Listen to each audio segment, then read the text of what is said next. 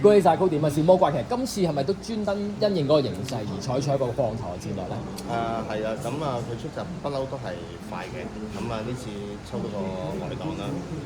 睇翻今日嘅形勢都係擺前少少會好啲嘅，咁開頭都冇諗過佢放得到嘅，都係諗住跟前少少嘅啫。點不知佢放得到，咁站翻個形勢啦，係啦，咁啊到時就可以順利咁贏。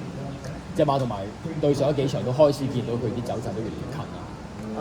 其實隻馬佢係有能力嘅，你睇翻隻馬佢跑咗10場啊，好似係有7場嗰檔係雙位數字，咁變相咗嗰個難度增加咗咯。咁呢次都係雙位數字檔位，但係今日賺翻個形勢。咁啊，最近個成績都非常之好，今日都非常之好腳頭，泰亨雷友都入埋場。托賴啦，係啦，咁馬匹健康，所有嘢都 smooth 嘅，去到季尾階段，啲馬有體力嘅時間就交到。再一次恭喜晒 Cody，thank you，唔該晒。